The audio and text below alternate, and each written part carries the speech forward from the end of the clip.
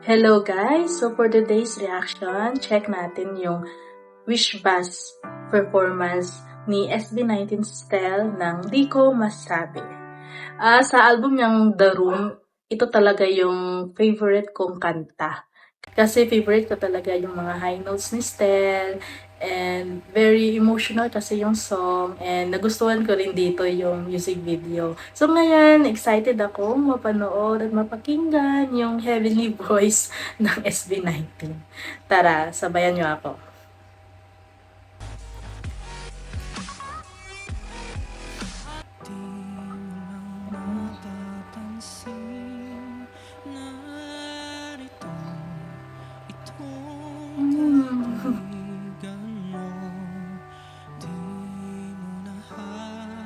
Stel, ang ganda talaga ng mata ni Stel.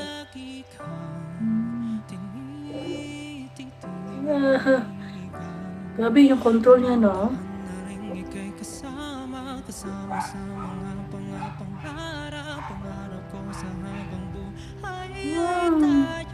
Diba? Ang haba ng note, diba?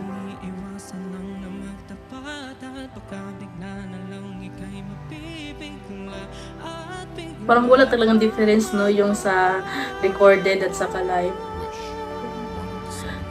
Nakapantig pa rin ba?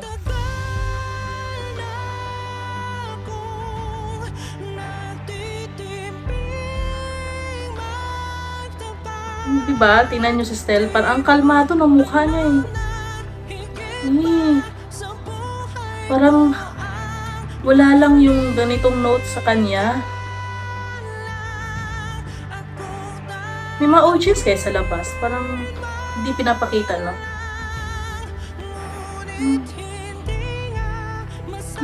Gusto ko yun.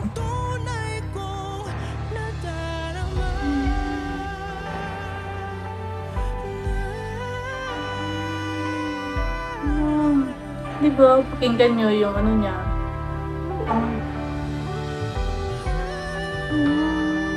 Parang ano tawag dyan? Parang dolphin na sound effect. Yung boses niya.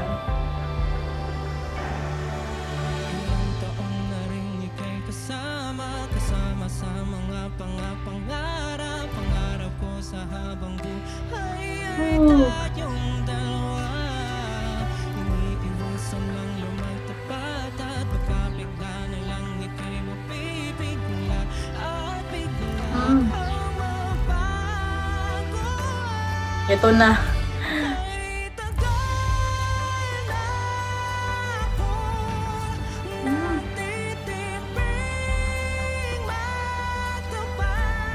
Oh.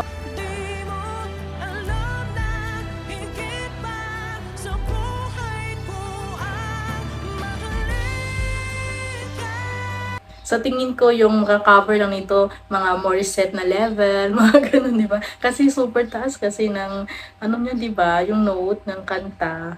And yun, konti lang makakakanta nito talaga.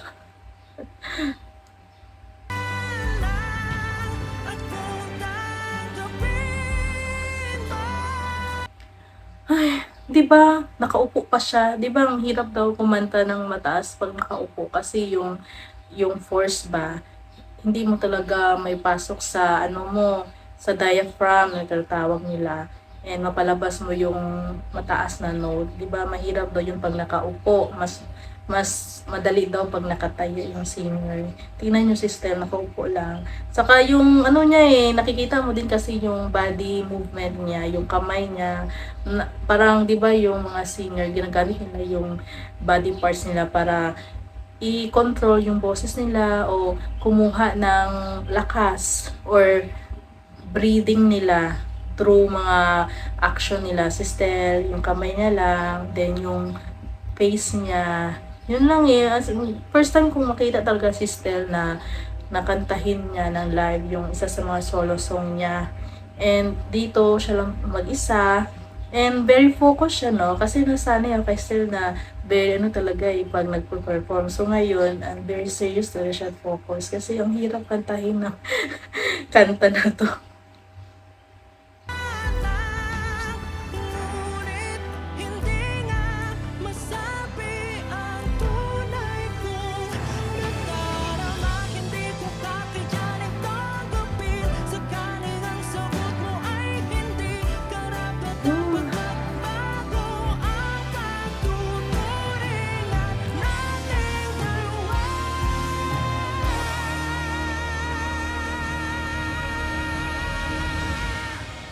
Huminga pa ba siya doon? To, maganda yung boses niya pag ganito, yung pinapaliit niya, ang sarap pakinggan. Yung parang feel na feel mo yung boses niya. Di mo alam na higit pa sa buhay ko. Ito yung moment na bang may key change ba tawag dito or wala akong idea sa mga ganito lang. Tingin ko may key change dun eh. Ito yung moment na nagbago na eh. Parang alam mong climax part na. Masabi ang tunay kong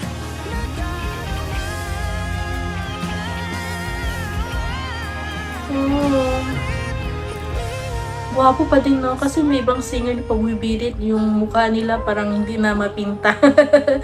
Si Stel parang ano lang, gwapo pa rin tingnan. Wish closing Mm. on Wish 1075.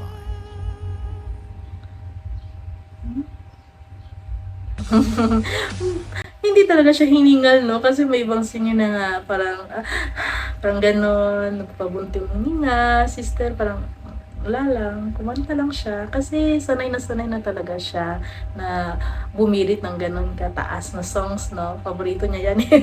Yan yung forte niya kung sabihin natin sa English.